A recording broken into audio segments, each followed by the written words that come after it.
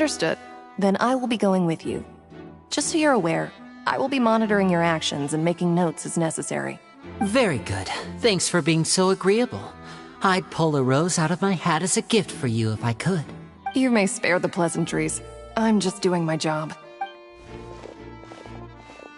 You've arrived. Who's this? Me? I'm Spina di Rosula's guardian angel. If you've got a problem, I've got the firepower. Sorry, I got a little carried away there. Call me Navia. I'm a partner of theirs, and will be helping investigate this whole situation. And these are my companions.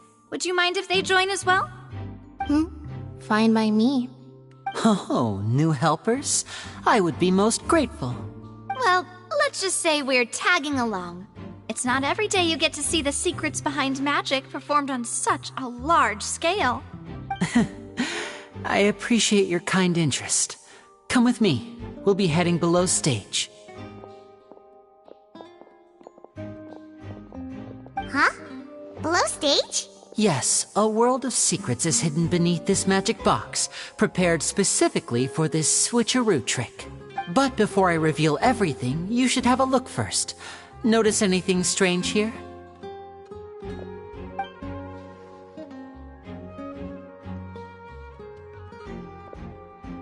I'm not trying to be dramatic. Remembering the details of a trick will help you understand the methods used to perform it more easily. Huh. Weren't there balloons and other decorations here? Ah, good eye. That said, you're still far from discovering the answer.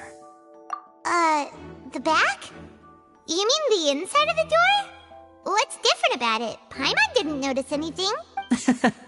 Very good indeed. I thought you might not be able to catch that, given that you were sitting in the first row. The back of this door was patterned. Those patterns are now gone, replaced by a smooth wooden board. So, if you put 2 and 2 together, what do you get? Exactly. All right, let's go. I'll tell you how it works as we head down.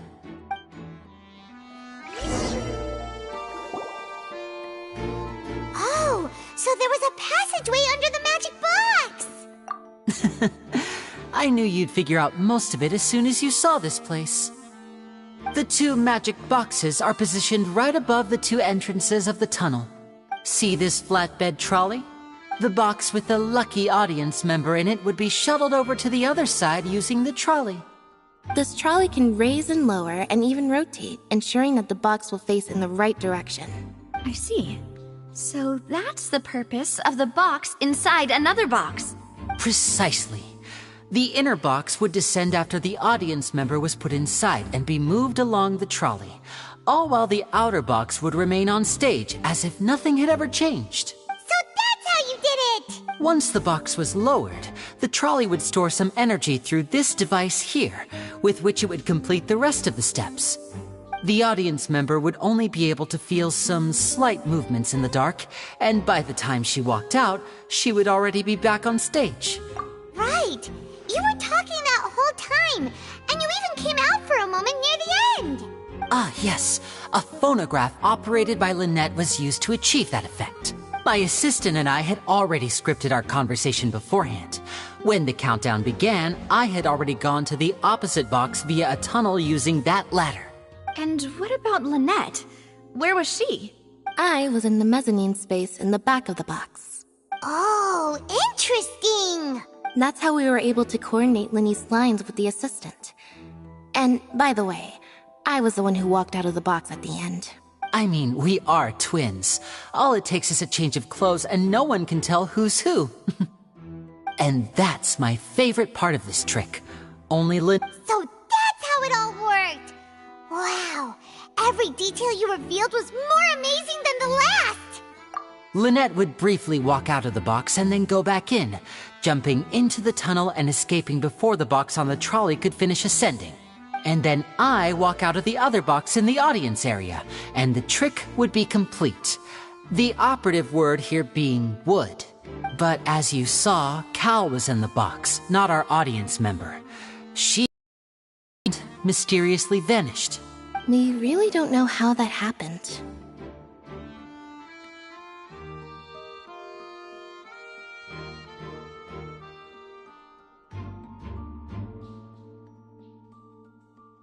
If not for that interlude, this would have been an astonishing trick.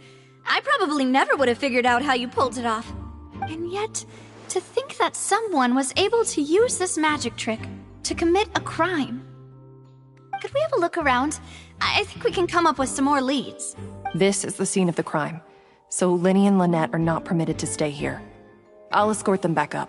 Yes, of course. No need to be so strict now. I won't disappear into thin air, you know. Thanks, everyone. We're counting on you.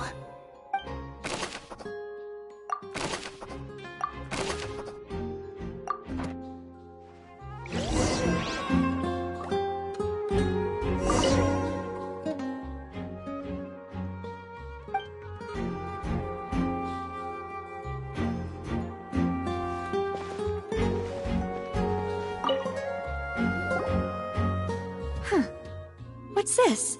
Looks like a hook tied to the end of a rope. Huh? There's all kinds of odds and ends here. Perhaps it was a prop for a different trick. But why would it have been left here? Whatever it is, let's make a note of it first.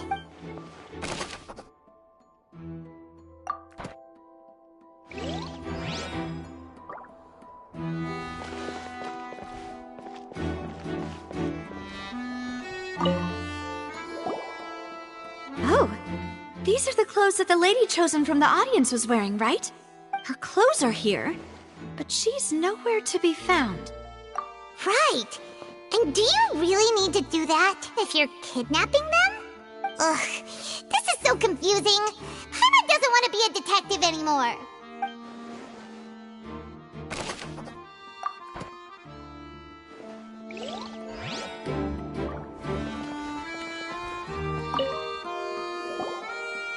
The floor is wet. Please be careful not to slip. Speaking of which, why would there be water here? Oh, Paimon knows! It's one of those tricks where you pour water into a jug and then flip the jug over only for the water to disappear. And here's a broken vase. Huh. Did the trolley knock it down while moving? That can't be. The trolley moves along tracks from start to finish.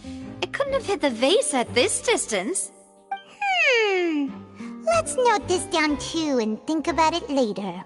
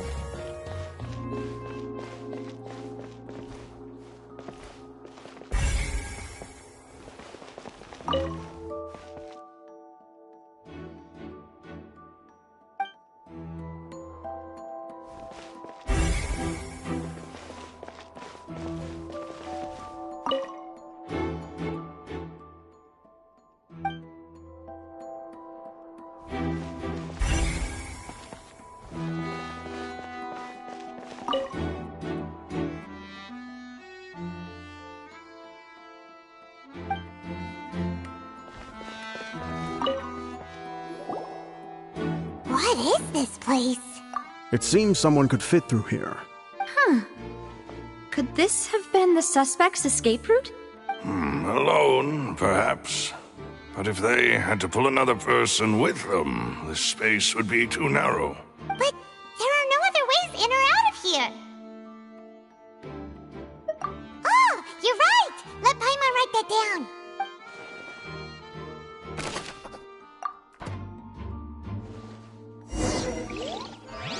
Seems we're just about done investigating down here. Yes. Let's head back up.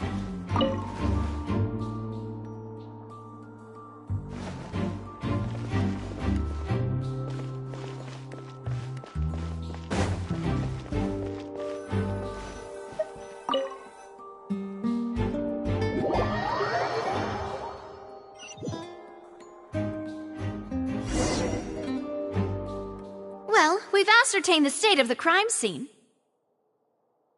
Let's find a place to sort out our findings once Malouse returns. Seems to me that there are several things that don't add up here. Apologies for the wait, demoiselle. So, what did the guards say? Did the criminal escape through the vent? They believe the odds of that are very low, since the vent leads to the Opera House's basement. The guards have checked the area carefully. No one left through the basement during the performance or after the incident, and no one was found hiding there. So the tunnels become like a secret chamber then! You know, like the kind you usually see in novels! The plot thickens. Halsey's disappearance and Cowell's death are both quite inexplicable. No wonder Farina was so confident in her accusation. In other words, the charges are very likely to be upheld unless we make some considerable progress. Charges and then trial. So if the charges are upheld, they'll announce a sentence? That's right. This is how a trial goes in the Opera House. During the proceedings, the Chief Justice and the Oratrice will hear statements from both sides. That's right. This is how indemnitium is produced. The statements from both sides, the defenses from attorneys, witness testimonies, and even the audience's emotions will all be projected on the Oratrice. To put it simply, it's as if the Oratrice has its own will, and is a judge in its own right. This also precludes any kind of favoritism on the part of the Chief Justice. And not that this has ever happened anyway. Once both sides have finished speaking, the Chief Justice will make his final decision. This, too, will be used by the Oratrice as a reference. Then, finally, the Oratrice will be consulted by officials. The result it returns is the will of justice itself. Huh? So that machine is the one that actually decides? Paimon thought Neuvillette called the shots. In practice, there is very little difference. Both have always come to the same judgment, which is why people have great faith in the Chief Justice. Yes, the guards also asked me to convey that none of us will be allowed to leave this place before the trial. Huh? Why? Because we've chosen to act as the twins' proxies. That makes us persons related to the case. They're concerned that we might be colluding with outside parties, or that we might find outside help to disrupt the case. And even if that were not so, it could prove problematic if we happen to spread key information about the case ahead of time. I'm ready to break out at any time.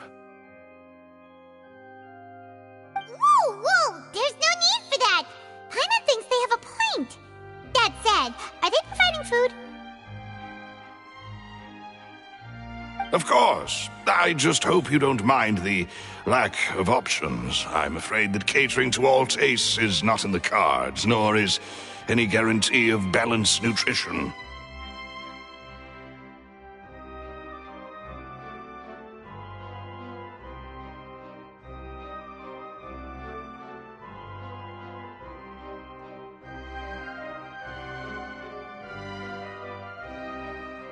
In that case, let's just sort out our findings together here.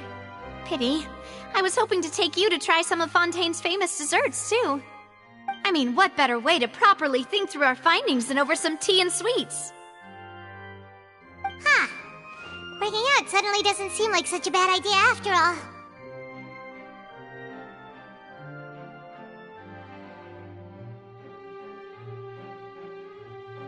Just kidding! Paimon will still do her best, even if there are no snacks. What do you mean, no snacks? Of course we'll have snacks. If we cannot buy some, then we'll simply make some. Huh? Here? But how? Understood, demoiselle. Everyone, please come with me.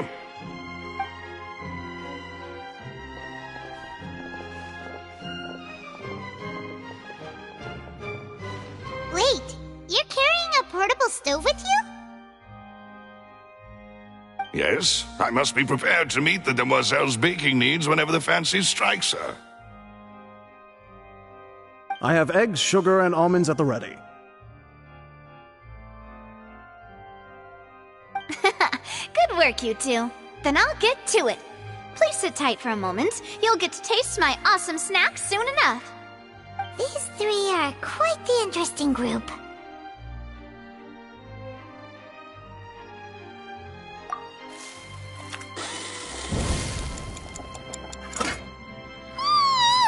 And Paimon thought it smelled good while it was still in the oven! Oh, it's even better now. Paimon can't stop drooling. From the way you had these two guys carrying all that stuff around, Paimon thought you'd have them do more during the baking process. But you ended up doing the entire thing by yourself! Beating the egg whites, grinding almonds, everything! I was applauding. And I was giving encouraging smiles. Paimon was just thinking, aren't you worried about getting your fancy dress dirty beating egg whites and baking like this? Well, I don't think it's carved in stone anywhere that fancy ladies can only read books, sip tea, ride horses, and play the piano. I just really enjoy making snacks. Don't underestimate beating egg whites, by the way. It's a real arm workout. You also need to beat them to just the right consistency, or your macarons will crack. Anyway, give these a try, fresh out of the oven. There's 3 for each of us. Only 3? Well, eating too many sweet treats might send all that sugar to your head. You wouldn't be able to think clearly about the case on a sugar rush, would you? Tea is ready to be served as well. This is Demoiselle's favorite, strong black tea with a floral fragrance that clears the mind and lifts the spirit. No need for concern, I'm merely doing as I should.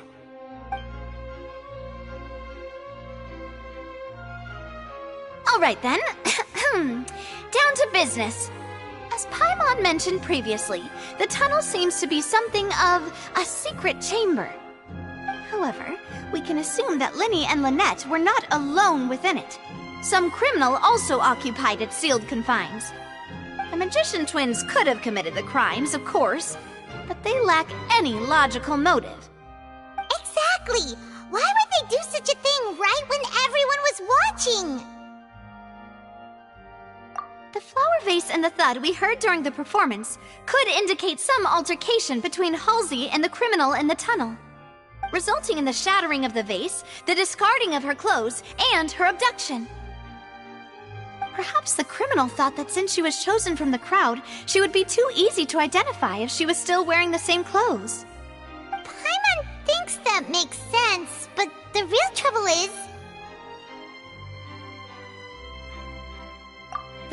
True.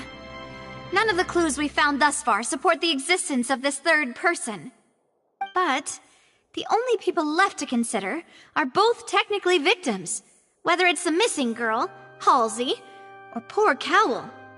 Huh.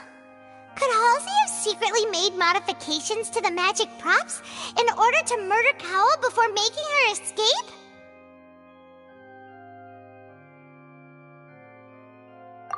That's right. And even if she had tampered with the setup, she would need to understand the entire trick to pull it off. Nor does she have any motive. The guards said that she has never had any dealings with the magic troop's members. Were we not thorough enough in our search? From the sound of things, this is turning into an impossible case. Your macarons are amazing though, Navia. They smell great! They're nice and crisp and super sweet! They are my specialty after all. And I see you've already had 5 of them. What? 5? Oh, that can't be right! Paimon only counted 3! Honest! Please don't worry about it. At my age, a few less sweets might actually be a good thing. No! Being greedy is one thing, but Paimon knows how to count. Besides, Paimon knows that if she ate too many, she wouldn't have enough. Wait, even you don't believe Paimon?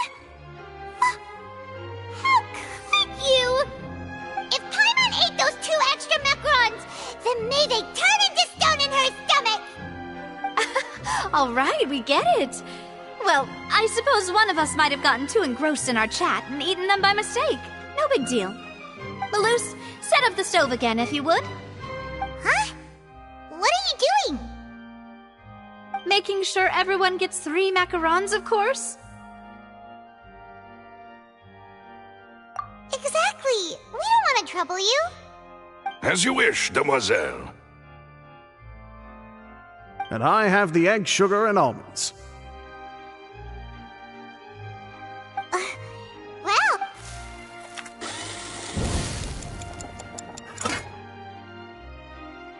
Well, that's it for snack time.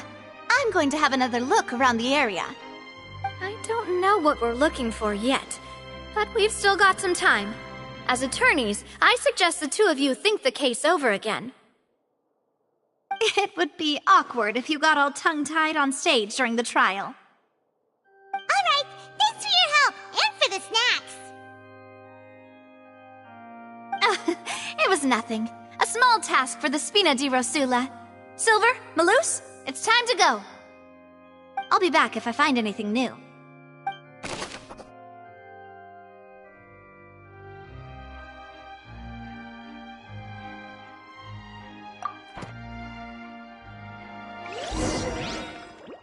right, it's time to put our heads together. We've got to get our defense ready for the trial.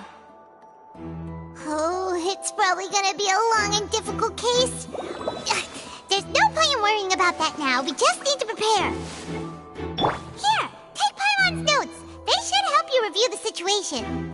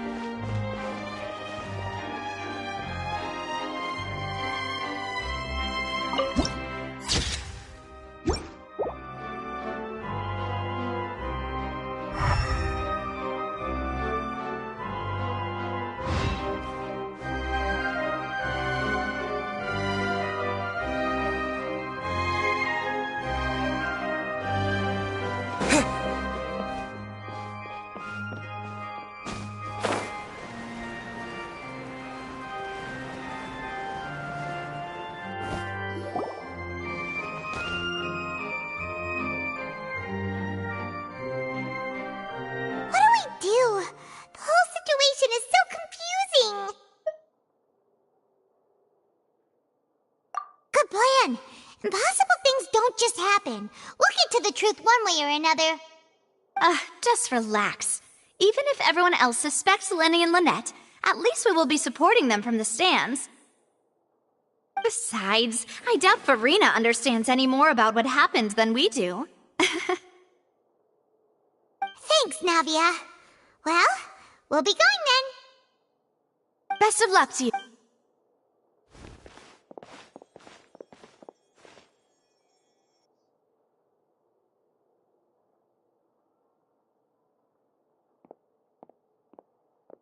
Ah, finally, you're back. Well, how did your investigation go? To be honest, you might be disappointed. No. We're already very grateful that you were willing to help. Well now, don't you all look disappointed? Don't tell me that your investigation came up empty-handed. That was to be expected, of course. The guilty can never produce proof of their innocence. But don't let that stop you. I shall be terribly disappointed should you, my most anticipated foe, concede so easily. Since both parties are present, I declare that the trial regarding the magic show incident is now in session. Firstly, in order for the audience to understand the causes and results of the incident, could we please have Mr. Linney explain the trick? Yes, of course. I will explain while Lynette demonstrates on stage. All the necessary items have been prepared.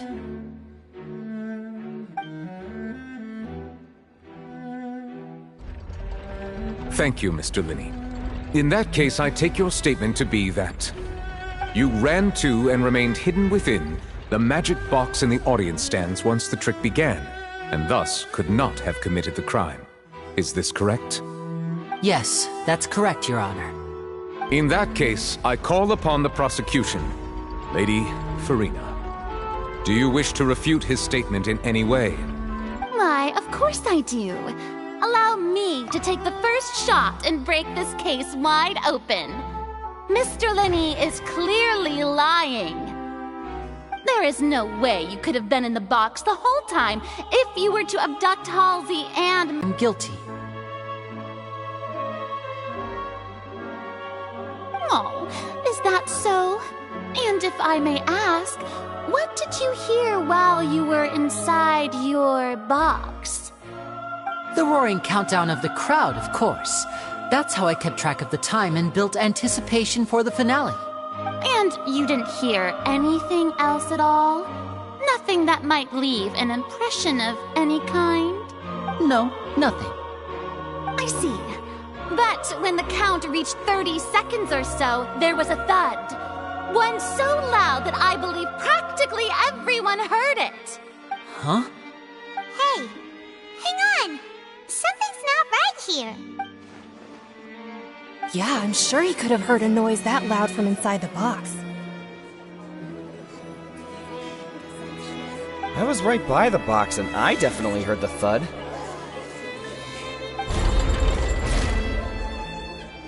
Look at those scales. Could those mean... Well then, ladies and gentlemen, allow me to use the words of the magician himself. You never know what can happen in the blink of an eye. Indeed, it seems his alibi can also collapse in the blink of an eye. Of course, I have armed myself to do far more than smash your alibi. Confidence cannot go unfounded, and my foundations are rock solid. Tell me, aren't you and Lynette actually from the House of the Hearth? The House of the Hearth? No wonder they did something like this. So the serial disappearances were the Fatsui's doing. Now it all makes sense. I've got a feeling that what happened on stage probably wasn't just an accident. That's irrelevant. Our identities have nothing to do with what happened. Indeed. Then perhaps you could tell us everything that happened during that 1 minute. Your first priority is to prove yourself innocent after all. I'm sure there is little that needs to be kept secret now. Unless your script already has holes in it. The Outlander is speechless. My, oh my, don't they look flabbergasted? Now comes the infighting and discord, I suppose. This was almost too easy. Oh, good thing I made all those preparations. Seems the all-nighter I pulled last night is really paying off. Hey, Linny! Why didn't you tell us this before? Order! Order! Mr. Linney, allow me to re-establish the facts. Lady Farina has raised 2 points. First, when the thud was heard in the Opera House, you were neither in the box nor the tunnel.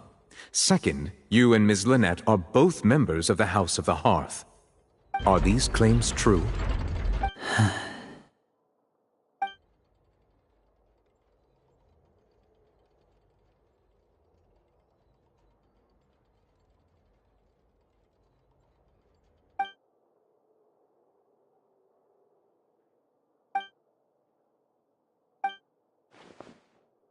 Please answer my question, Mr. Linney. I'm sorry. Yes, they're true, Your Honor. I knew it! Well, that's it. We might as well move on to the sentencing already. What should we do now? Granted. In that case, what is your request? Is that really necessary? They're already as good as guilty. The defendant deceived their own attorneys. What is there left to discuss? Order! Order, I say! Your request is reasonable, and we shall adjourn. This trial will reconvene in 1 hour. So you would stick to Mr. Linney's defense even after knowing what you do now? You certainly have more professionalism than I thought. In that case, my dear audience, let's allow the joy of victory to steep for a little while longer.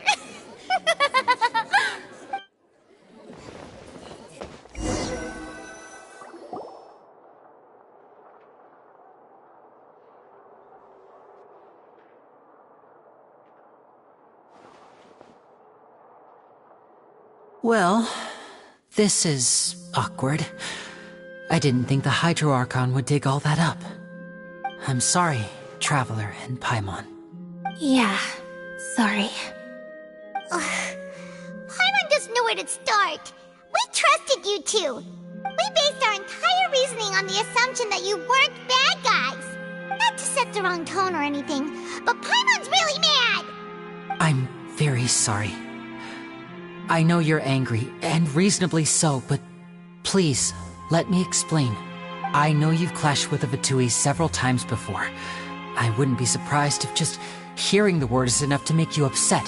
But our organization is very, very large, and the Harbingers have very different personalities and goals. Right now, we want to save people. As many as we can. That's right. I'm sure we're on the same page when it comes to this nation and the disaster that its people might face. I knew if it weren't for our respective identities, we could become good friends. That's why I didn't wish to flat out lie to you, but chose to hide some details instead.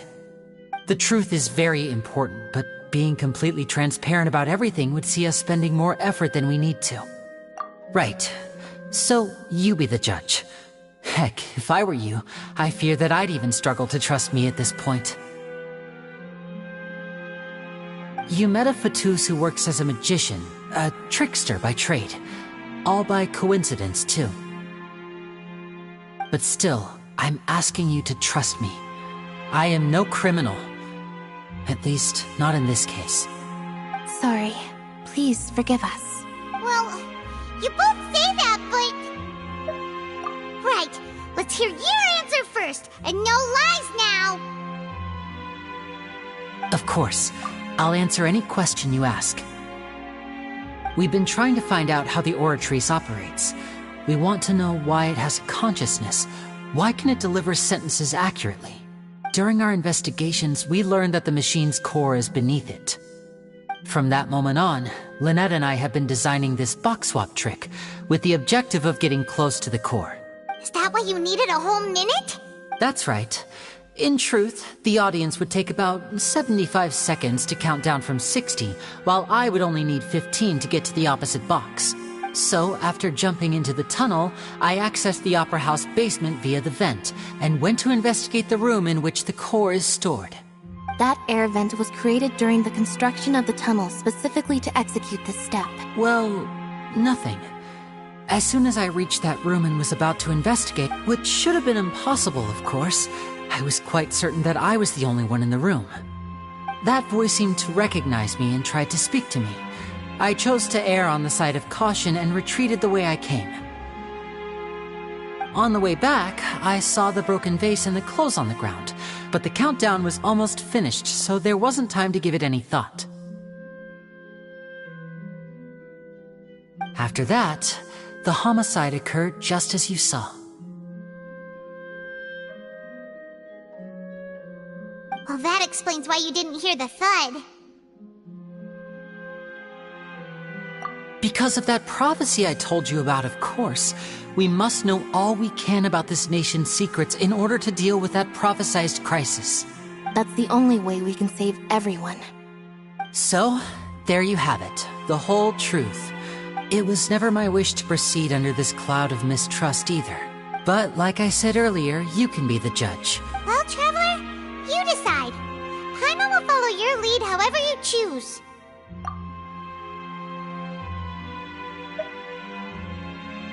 Okay, thank you. Thanks for giving us a chance. The current problem is that the scales are tipped pretty badly against you two. If we want to refute the Hydro Archon's accusations, we're gonna need a seriously watertight defense. Huh? Oh, Paimon thinks she gets what you mean.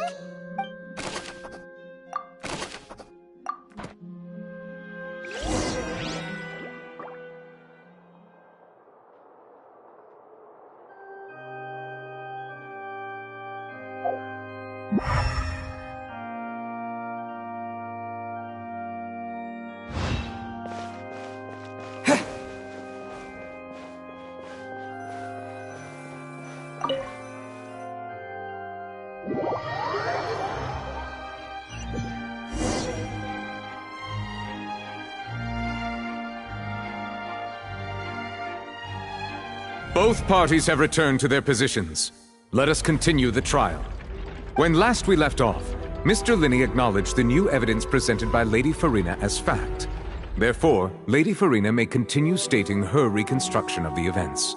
Ugh, that took long enough. Now then, if everyone would lend me their attention. At this stage, let's revisit that scene from Linney's perspective.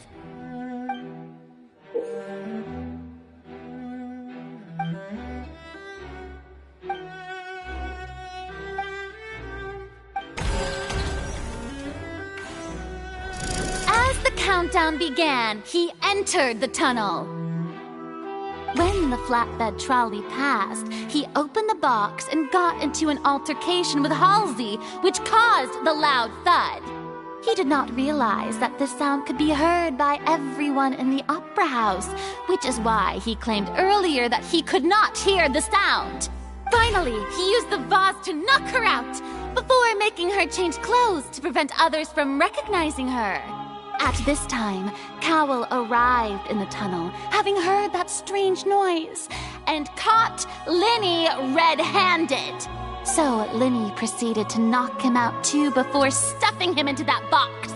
Afterward, Linney passed the unconscious Halsey to his accomplice through the magic box in the audience stands, before operating the devices such that Cowell's death would be ruled an accident. And there you have it. That's the truth behind what happened. Does the defendant's side have any objections to Lady Farina's description of the events? The key to refuting Lady Farina is the order of events, what Linney experienced, and what he saw.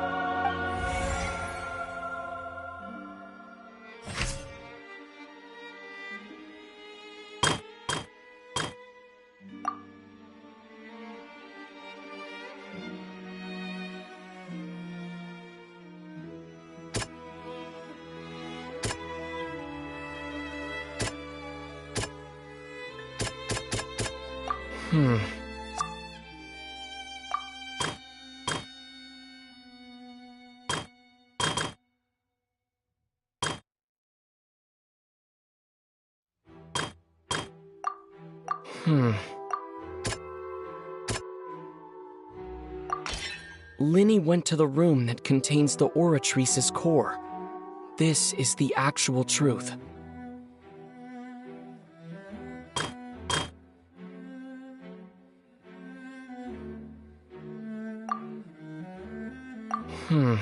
Seems this won't produce a particularly effective rebuttal.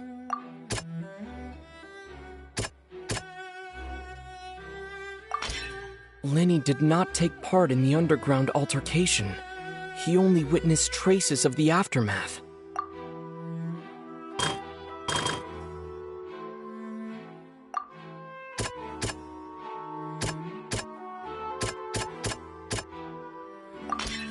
According to Linney, he left via the vent after entering the tunnel. He couldn't have had that altercation with Halsey. action! Ace Detective Paimon has something to say!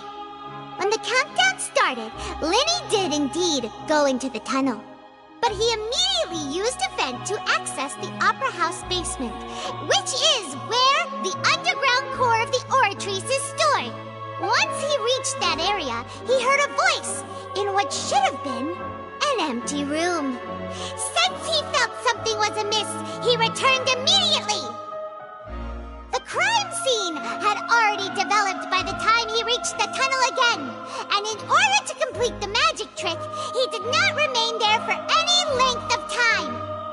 Finally, he reached the surface, and that was when the accident happened from his point of view. Therefore, he's innocent!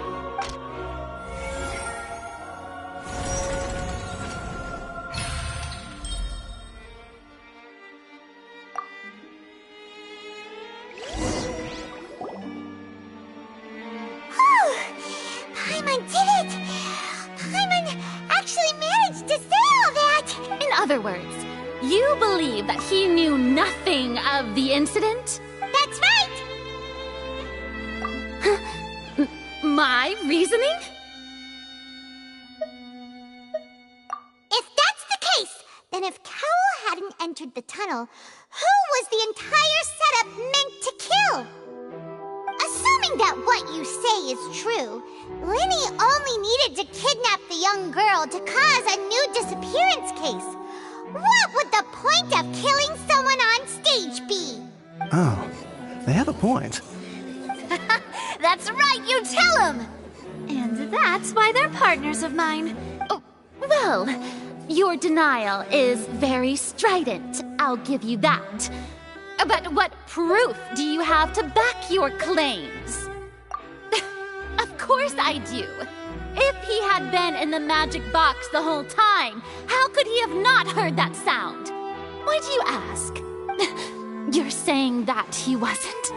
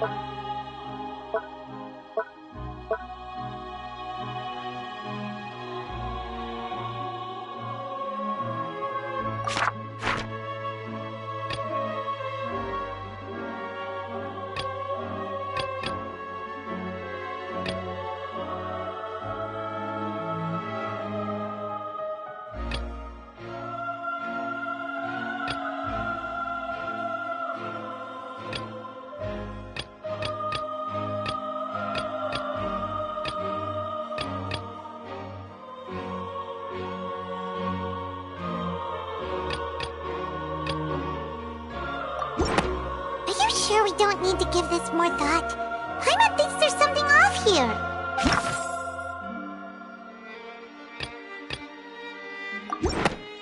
That's right! Linny wasn't in the box or in the tunnel.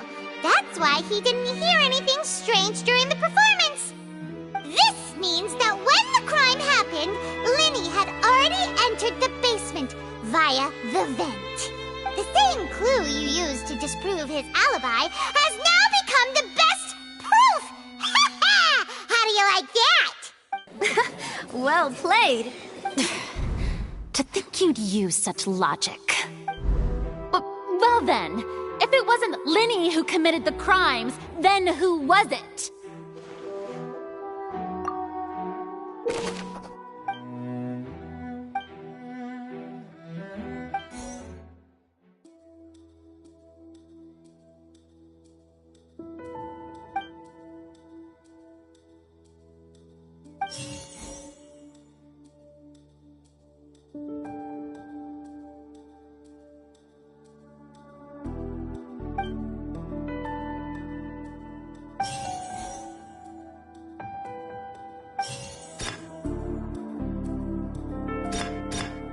Could there have been a third person involved? Is that really a possibility? Halsey is the missing person and an ordinary audience member. Or did she have her own scheme all along? The deceased's name is Cowell, Linny's assistant. He would have been able to tamper with the equipment.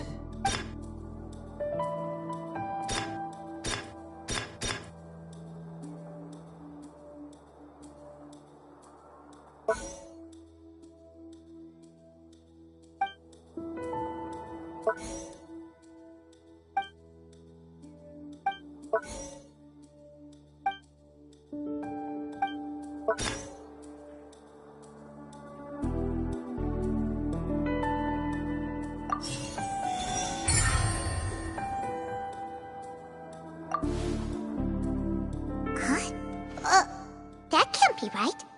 Are you serious?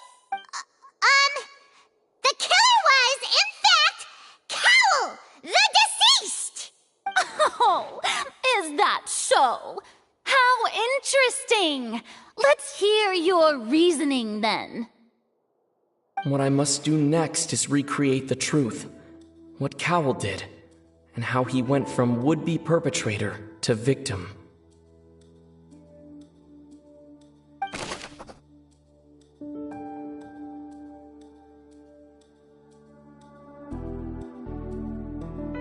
No one entered or left the Opera House through its entrances.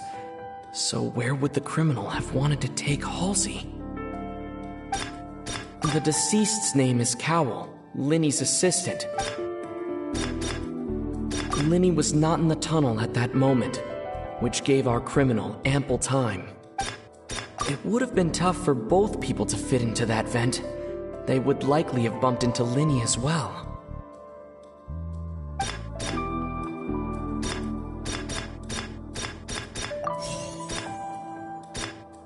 Linny was not in the tunnel at that moment.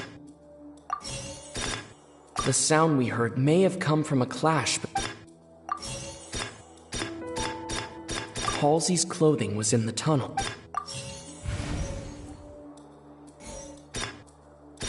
No one entered or left the opera.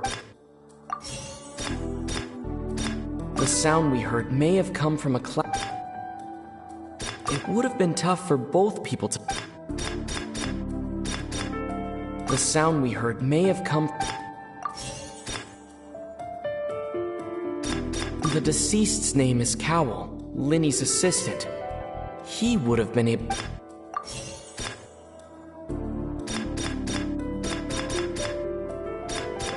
It would have been tough for both people to fit in... Linny was not in the tunnel at that moment. The sound we heard may have come from a...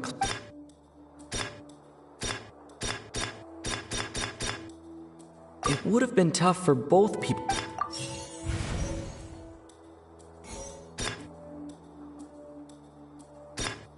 Halsey's clothing was in the tunnel. No one entered or left...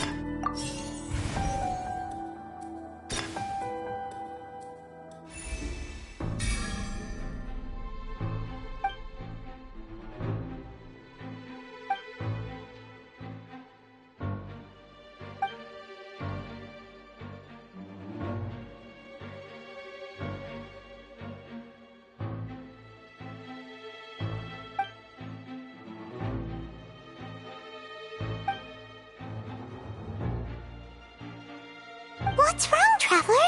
Are you still having trouble figuring things out? I see how it is. So this was all just a bluff. And here I thought you had something to show for it. But it seems you're still far from the truth. Look, since we're at a dead end, why not consider a different track? Just like the trick as it transpired, the end result must have been utterly different from the magician's initial design. If only we knew how Halsey disappeared. Well, that would be nice, but the tunnel only has 3 exits, and none of them seem very likely. And it's not like this is a magic trick where you can just make a real live person disappear. You know, like you did from that water tank, Lynette.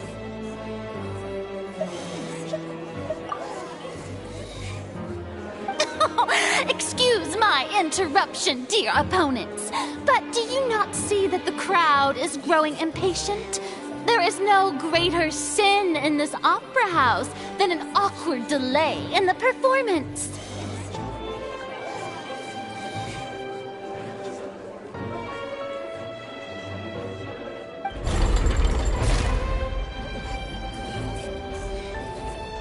If the defense is unable to make further effective arguments, we will move on to the next stage of the trial.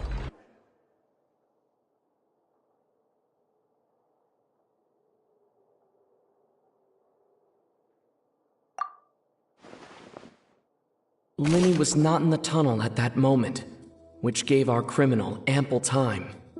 The sound we heard may have come from a clash between the missing Halsey and the criminal. The deceased's name is Cowell, Linny's assistant. He would have been able to tamper with the equipment.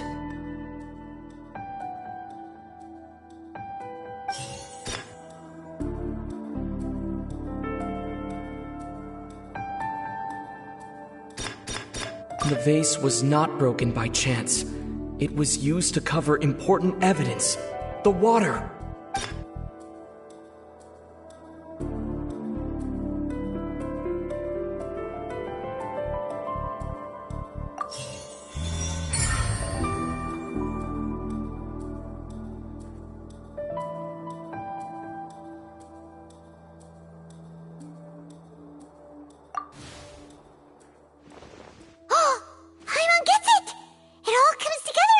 disappeared instead of being kidnapped?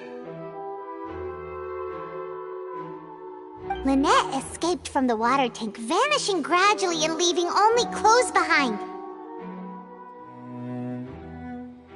If there's a similar method where a person could be transformed into water... Oh, just a moment, please. I do hope you know how preposterous you sound at the moment. How could a person ever be transformed into water? This is reality we're talking about here, not some magic trick.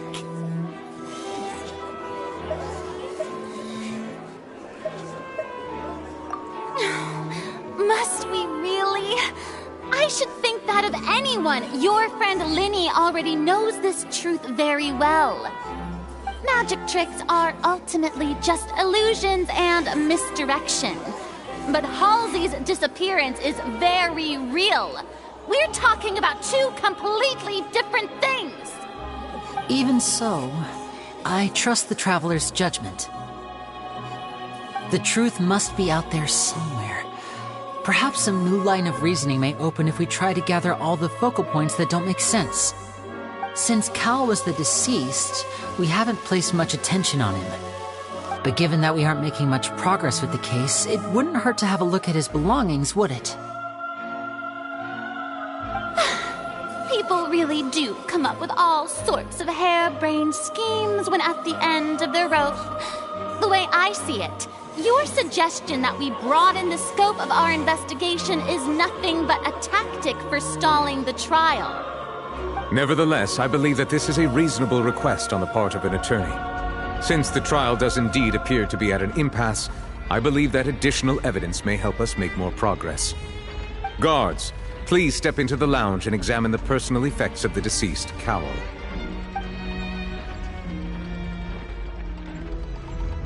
We are still examining the items, but we have already made critical progress that we feel must be shared with everyone post-haste. We discovered several test tubes of fluid within Cowell's baggage, each labeled separately. The notebook in his backpack claims that these fluids are... water from the primordial sea. The primordial sea? The note's contents also indicate that Cowell belonged to an organization that sells illegal drugs and that he had an accomplice. The notebook has many entries concerning safe usage of these fluids, in which the keyword dissolve appears many times. One of these tubes was labeled Opera Epiclese, along with yesterday's date. It is empty. The notes also state that these dissolution properties work exclusively on people from Fontaine, It's likely that Halsey was chosen as some sort of test subject. As such, we believe that the defense's hypothesis is, in fact, supported by sufficient evidence. You gotta be kidding! People dissolving into water? Could something so ridiculous actually be true? Wait a moment. This reminds me of a certain prophecy, but it's just a coincidence, isn't it? Huh. If people can become water, does that mean that the water tank's real use was as a means to hide water stains? And if Cowl was targeting that girl... Wait just a minute. Could that mean... You two, with me, quick! Demoiselle, wait! What about your partners? Let's go. Just trust me. Order! Order! It is undeniable that further examination of the deceased's personal effects has yielded some surprising results, but we cannot yet verify the veracity of these clues. Still, let us assume that these clues are indeed authentic, albeit with the understanding that Ms. Halsey has yet to be found. Guards, please continue examining the items along these lines. Mr. Linney, it appears your hypothesis is supported by the evidence, so please continue speaking. Of course. Thank you, Your Honor. If we uphold this hypothesis, I believe that many of this case's seemingly unrelated clues can be connected together. Right! Like the metal hook! That one didn't make sense at all. Let's think about this. Cowell's methods must have something to do with that water from the primordial sea.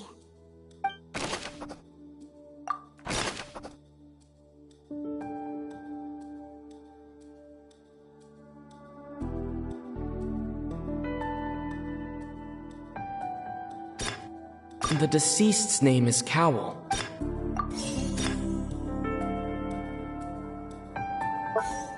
The deceased's name is Cowl, Linny's assistant.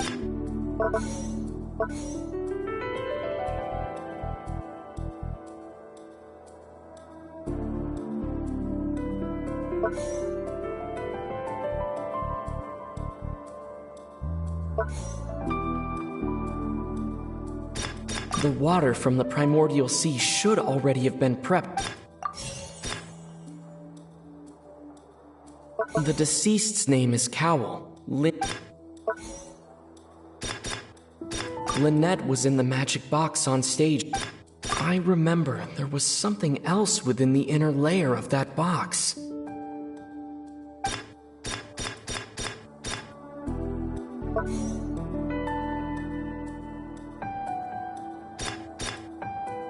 Now it seems like the hook rope was not meant for another magic trick. The rope that held the water tank up was lit.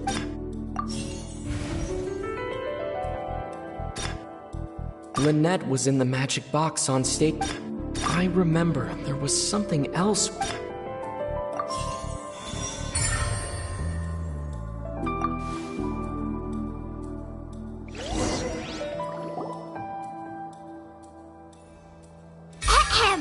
It's Ace Detective Paimon's time to shine again! In the original plan, Cowell would tamper with the water tank rope and the number selector securing his target. When the magic box fired, the metal hook would retract gradually and pierce the balloon at the top of the box. When the balloon attached to the box popped, the water from the primordial seed inside it would pour down and dissolve Halsey. Afterward, Cowell would enter the tunnel and break the flower vase to conceal the water inside the tunnel, with the remaining evidence being covered up by the water tank on stage. But he encountered something unexpected in the tunnel and wound up being fatally hit by the same water tank he meant to use to cover his tracks. Huh. That does make sense. That actually links together a lot of the more confusing pieces of evidence.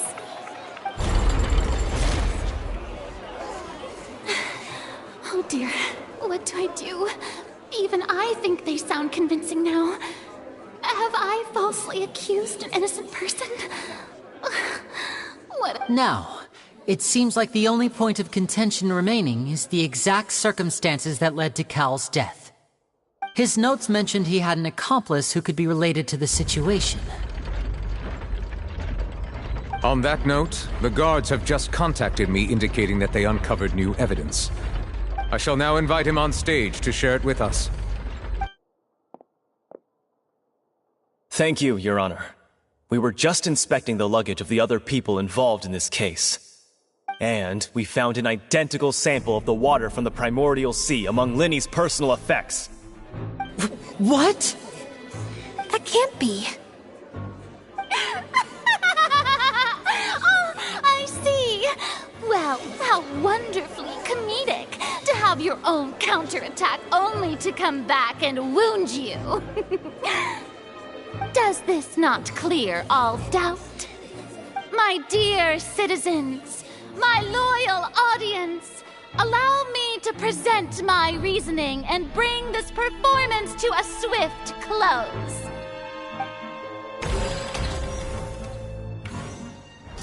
Linny did not need to take part in the dissolution of the young woman at all.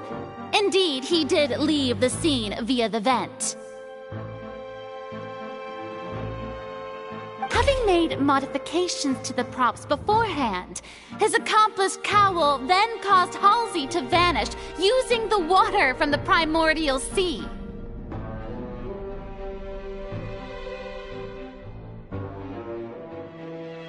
But upon his return, in cruel avarice, Linny desired sole credit and prepared to do away with his partner in crime.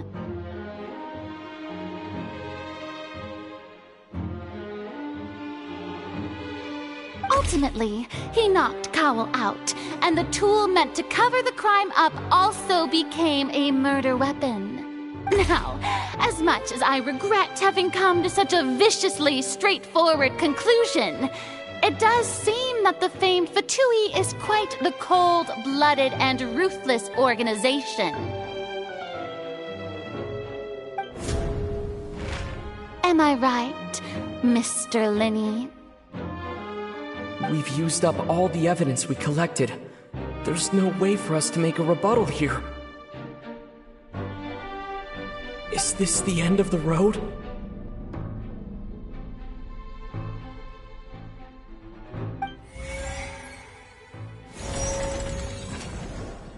Oh no! Paimon can't think of anything either. It doesn't look like there's any way around this. Seems using the water as new evidence was too good a move. Why did this have to happen now? I think we've all seen enough now, and we have ample witnesses to my flawless reasoning. I believe this is indeed the finale. Now then, my good, noble Chief Justice, should we not, in your view, Excuse me, everyone, but I must interject. Miss, I must ask you not to shout, and to respect the ongoing legal proceedings. Oh, come on. Don't be hasty. I have a good reason for interrupting, you know. Now, would anyone here like to take a little break from all this debate and see a little magic? I'll show you an amazing trick. One that can bring a young woman who has disappeared back in the flesh, right before your very eyes. Please, do the honors, Mr. Linny, if you would be so kind. But what in the world is she saying? No offense, miss, but miracles like that are beyond my scope as a magician. Come on now, don't be silly. Magic is all about misdirection, isn't it? It often conceals the truth while presenting a fascinating illusion. But once everyone believes the illusion, can't magic reveal the truth to them once again? And wouldn't such a trick be the most marvelous finale to today's performance? Come on, Linny and Lynette, give it another go. Don't worry, Spina di Rasula has made the necessary arrangements on your behalf. But as the magic makers and stars of the show, I think I should leave the final performance to you. I understand.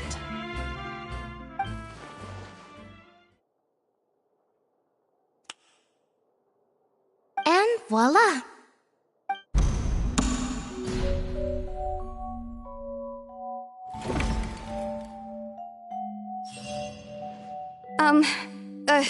Sorry for the interruption. Wait, isn't that Halsey? So the whole thing about people dissolving wasn't true after all?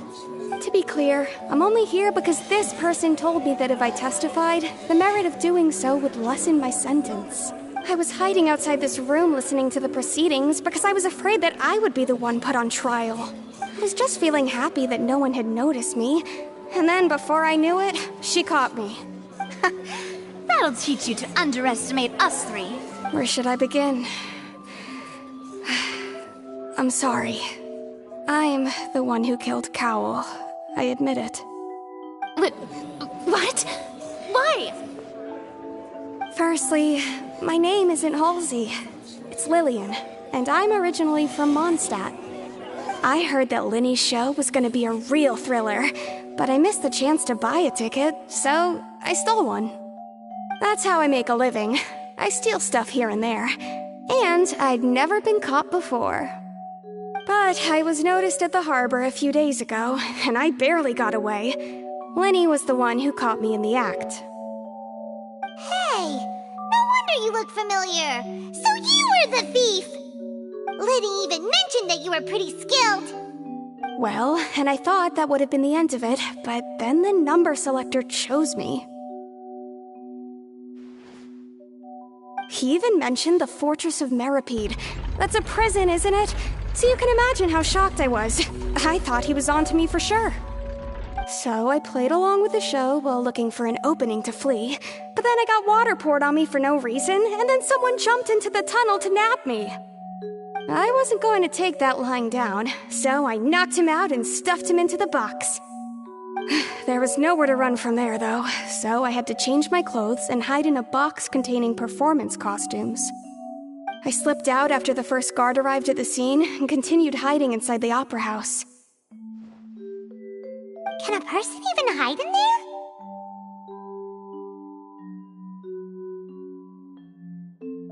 But I swear I didn't know that the water tank would fall down.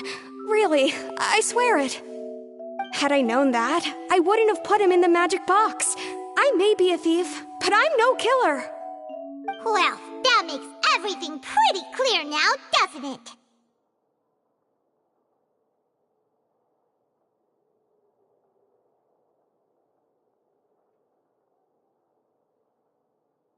This time, we need to tell the entire story from Lily-Ann's perspective.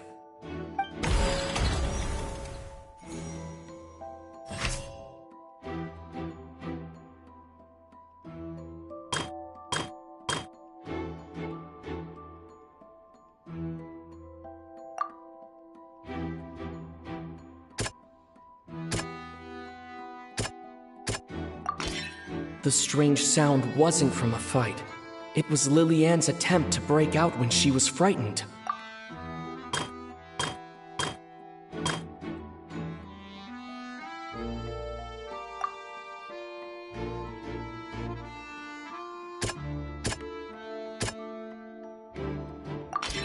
The flower vase was not broken to cover anything up, but it was...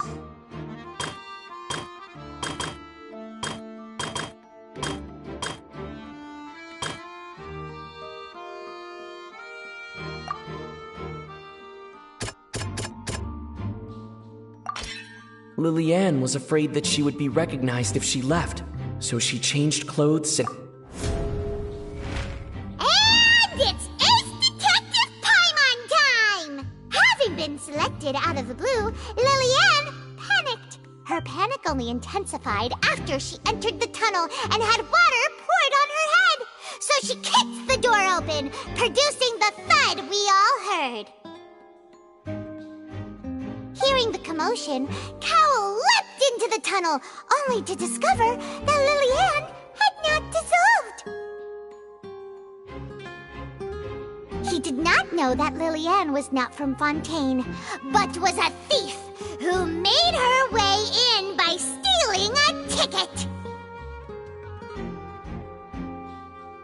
Mistakenly Fully believing that the water from the primordial sea needed time to take effect, he tried to force Lillian back into the box.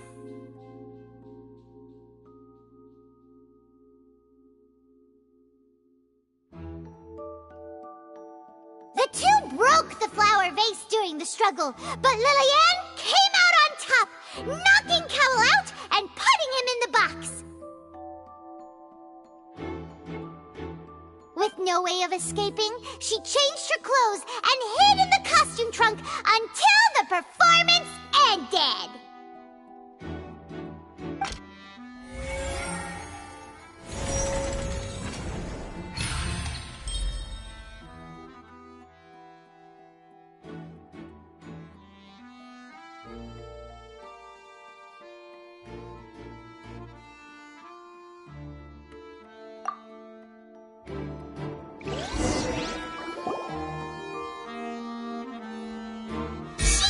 That she would have to go through guard inspection if she tried to leave afterward.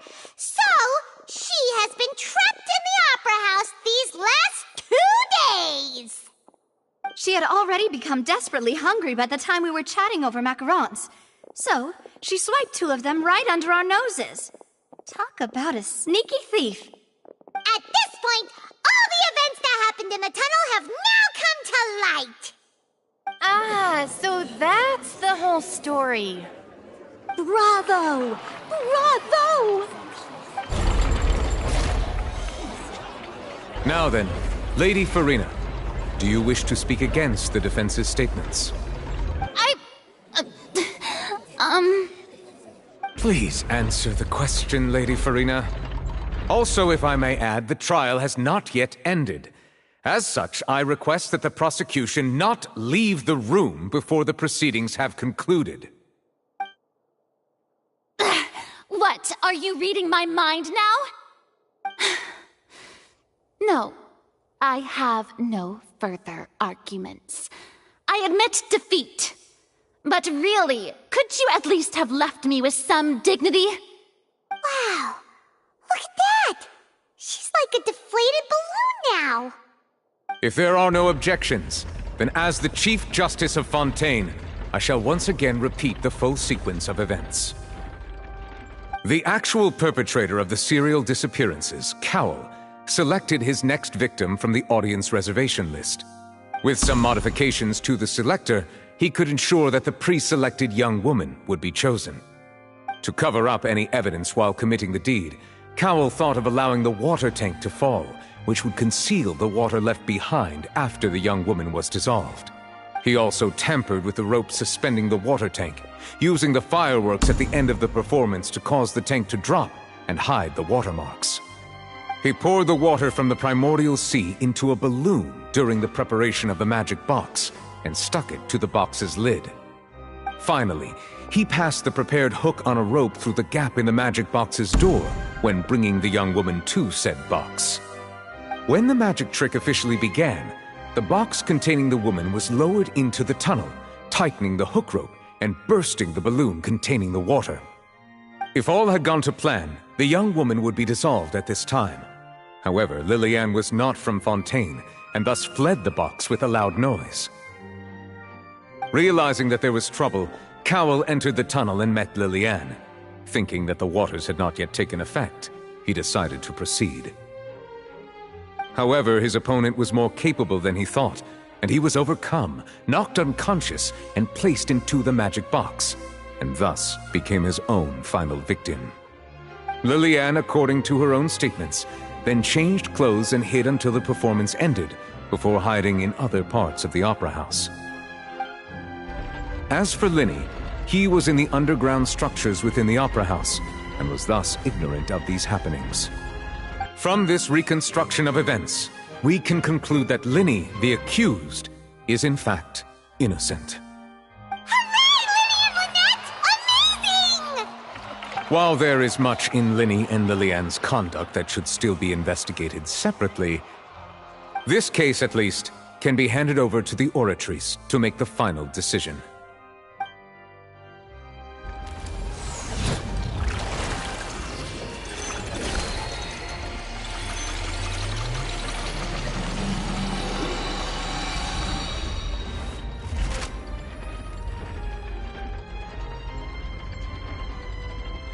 As such, Linny and Lynette are officially declared not guilty. Victory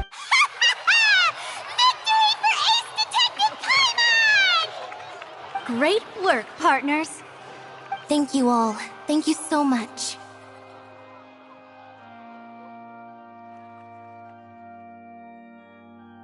Next, I think we deserve an explanation, Guard Vaughn. How did you find the water from the primordial sea in Linny's baggage? Right! Your discovery caused me to make a serious mistake, you know. Or was that not a discovery, but false evidence that you dared to bring before this court? I suspect that the accomplice mentioned in Cowell's notes was not Linny, but you, yes?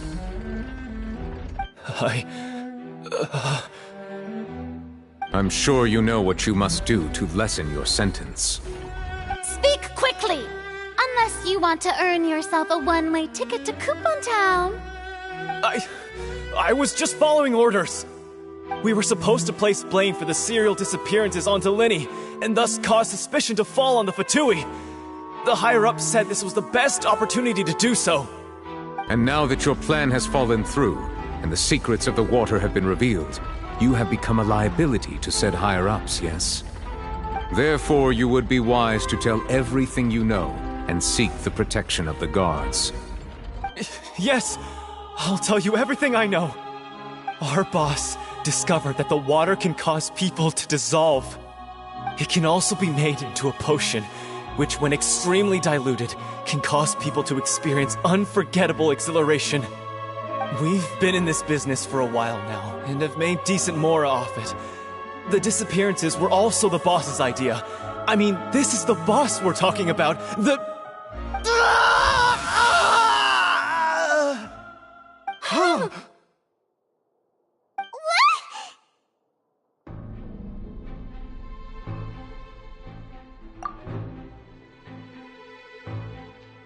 And now he can no longer talk. Such ruthlessness. I shouldn't have expected any less of them. An outrageous act. All present, please submit to inspection immediately.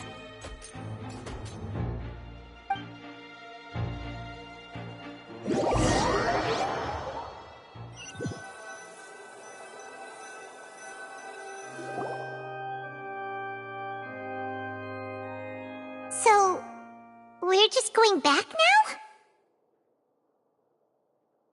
That's true, but... Traveler, Paimon! Please wait.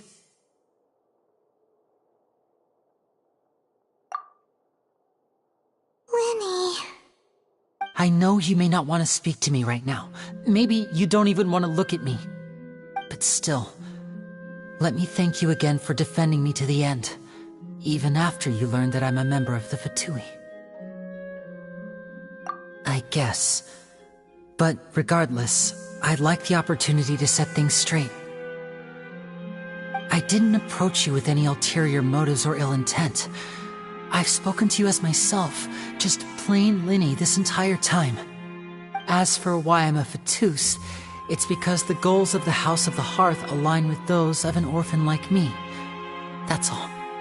That was how Father, who you might know as the Knave, approached recruiting us back then too. The Knave? The one who controls the House of the Hearth? She's your father? That's right. And since we're here, I was wondering, would you mind hearing a story? It's about my past. Back when our parents first died, Lynette and I were left wandering the streets. To survive, I took to surreptitiously observing an older street performer who did magic. It took me several days to figure out how he pulled off his amazing tricks. I took my sister through several streets until we found a crowded corner, and we began to perform magic tricks there. To my surprise, we proved to be pretty popular, and we could at least stop worrying about where our next meal would come from for a time. But I didn't want my sister to remain a street rat together with me forever. Before long, an aristocrat came to me and claimed that he wished to take us in after watching my performances. So you went from orphans to nobility just like that? That was how we felt at first, too. As if fate was on our side and we could say goodbye to those painful days. But I gradually discovered that while we were called foster children, he was really after my talent for magic tricks. He would constantly take me to all sorts of banquets to garner attention, which he would then use to expand his social circles. That doesn't seem too bad either. Better than roaming the streets at any rate.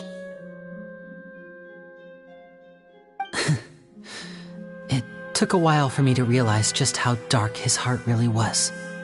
After one particular performance at a banquet, I discovered that Lynette was not on the same return vehicle as me. I waited a long time after we returned home, but she did not come back. I went to that noble's bedroom and asked him about her whereabouts. The answer he gave me was, she caught the eye of the most eminent person at the banquet, so I sent her over as a gift. I mean, you'll be able to perform your magic regardless of who your assistant is, yes? Oh no. So he was gonna... But wouldn't Fontaine's laws deal with such people? As far as outsiders are concerned, this is a relationship akin to adoption or foster care, and they have their ways of escaping the eye of the law. I managed to ferret out the location of the mansion of that so-called eminent person and hurried through the night.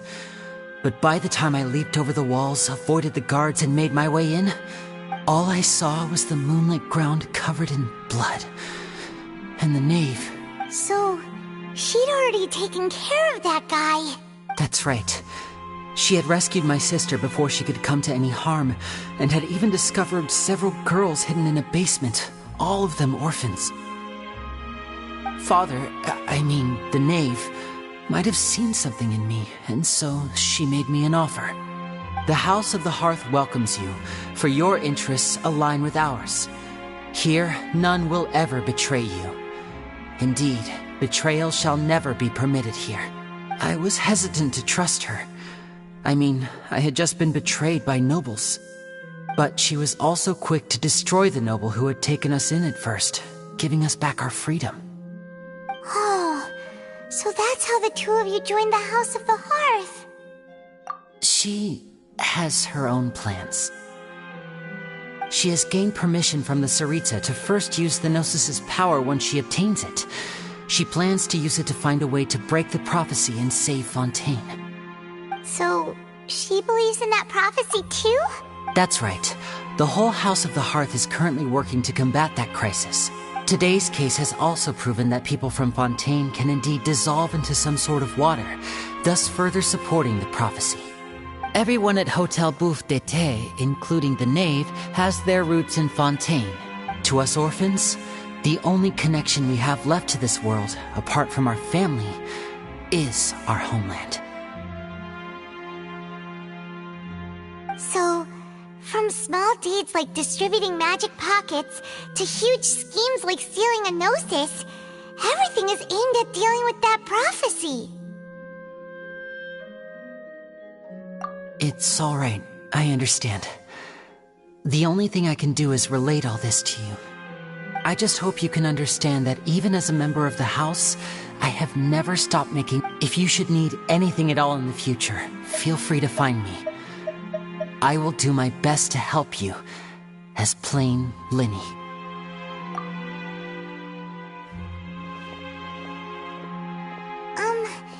Bye, Linny!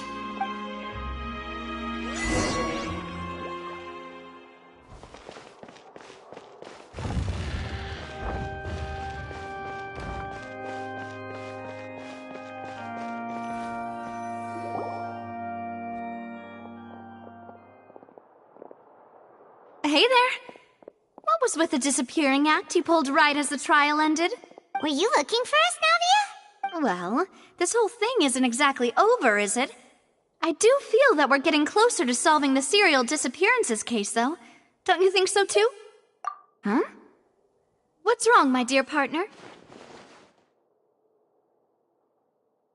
Besides, are you sure we're the ones who can crack a case that's been cold for decades now?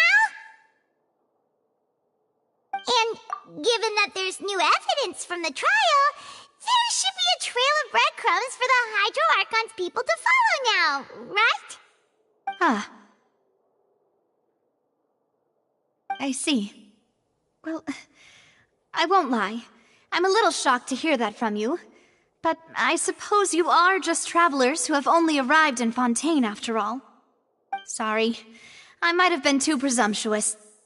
Don't say that, Navia. Ah, and we were having so much fun investigating with you, too. It was like having new waters flowing into a stagnant mire, causing new hope to spring forth, and the reflection in the murk to become clearer. Well, sorry about that. I'm a bit prone to nostalgia. Don't mind me. Wait, shall we have a farewell meal? You know, to commemorate our time as partners? Huh? Do we really need to get that formal? Well, guess you really did treat us as partners, huh? Well, I'd just like to have a proper ending to every important memory.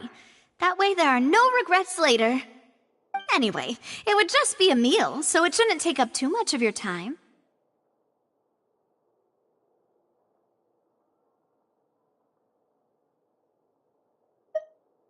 You don't have to twist Paimon's arm. If Boss Navia's treating, count Paimon in! Oh, wonderful! In that case, why don't we return to the court of Fontaine and head to the Hotel de Boer? I believe we'll make it just in time for dinner. All right then, let's have our farewell meal!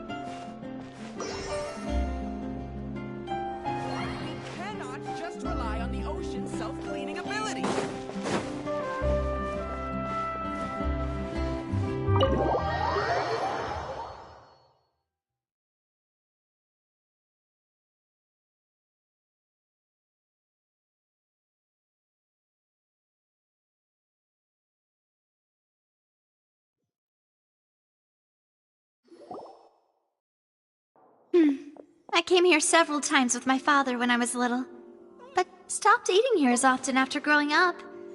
I hope the food here will be to your taste. Oh, don't worry. We haven't eaten at a hotel like this in a while. Paimon's getting excited already. In that case, I'll go order for us first. Please wait here a moment.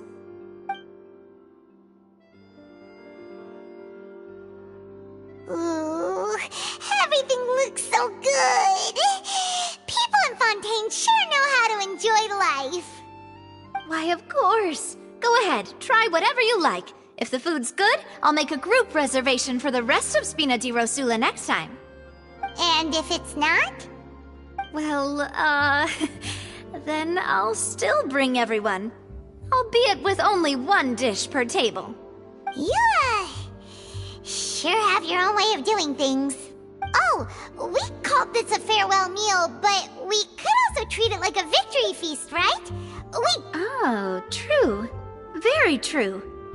In that case, boss, we'll have another 2 dishes. Huh? Paimon didn't mean that you had to order even more food.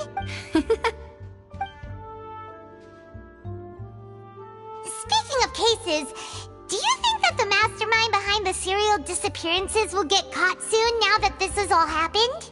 Well, we've certainly taken a big step forward, but I feel that's about it. We know that there's an organization that means to dissolve these young women, but we still don't know what they are really after. If it hadn't happened right in front of us, Paimon wouldn't have ever believed that a person could be dissolved like that. Right? Yet it was because this was such a preposterous notion that the investigation could never really move forward before. Ugh. If only that guy could have finished speaking! We were so close to hearing who was behind it. In such investigations, even the smallest step can seem like a yawning chasm if the trail of clues is cut off. To be honest, I don't have high hopes for any follow-up that the authorities might conduct. It's not that I don't have faith in their ability, it's just that a different perspective is required in some matters. It's easy to guard against and deceive a single narrow perspective. A shift in thinking is required at such times in order to produce a breakthrough. Which is exactly why the Spina di Rosula exists. Those highfalutin folk are not all-knowing. That's why we exist. To seep into the cracks where filth falls through, where their watch fails them. That's the kind of problems we solve. Seems Paimon thought things were simpler than they actually are. It's all right. Let's talk about something else. Like, what are your future plans? That's true. We didn't have a chance to speak to her after the trial ended. It didn't really seem like the right time or place to do it anyway. I see. So, your primary objective, which has been foiled so far, was to have a chat with the Hydro Archon. I've heard that there's a long line of people waiting to meet Lady Farina. Yeah, we've heard that she's super popular here in Fontaine. Well, would you consider some more, unique ways? Guess that's Spina di Rosula's boss for you. Chock full of sketchy ideas. Well, one way would be to infiltrate a performance troupe at the Opera House, only to abandon your act at the play's climax and ask to speak to her after the performance. I'm sure Lady Farina would be eager to see the ending, and would agree in order to finish watching the play, don't you think? Could you suggest something a little more practical? This plan seems pretty hard to pull off. All right, here's another. Find a way to conceal yourselves under her bed, then wake her up in the dead of night and demand answers. I can personally testify that this one works. When I'm sleepy, I'll do anything as long as I can finally get some sleep. That might work, but that's not really the problem. The problem is we don't want to get ourselves arrested. Valid point. I overlooked that part. All right, no more joking around. Perhaps you could... I don't know. Cut the line when she's on a break. You did defeat her in court, clearing citizens of hers from false accusations. False accusations she had nearly upheld personally. You mean that if we catch her while she's on a break, she might be too embarrassed to refuse?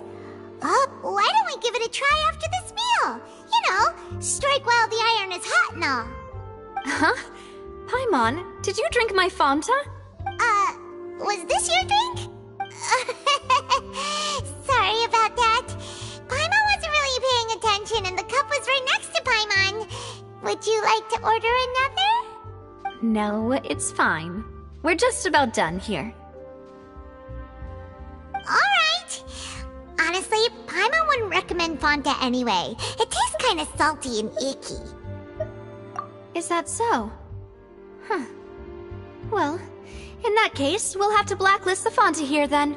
If we're all finished eating, then I'll go pay. Yeah, we're stuffed. Thanks for the treat, Navia.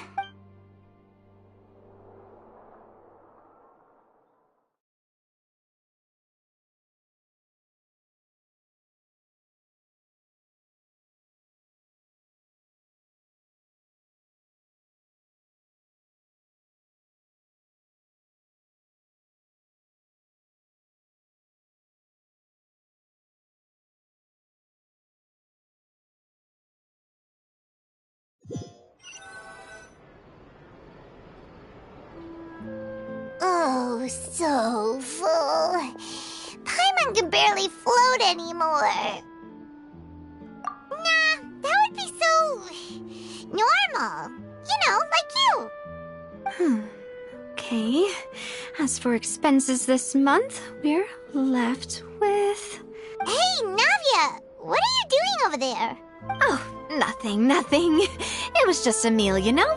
Nothing the Spina di Rosula can't cover. Let's get ready to try to meet the Hydro Archon again. Bye, Navia! So this is goodbye, huh? Well, if you do encounter any other trouble in Fontaine, you're always welcome to contact the Spina di Rosula. In any case, I wish you smooth sailing. See ya!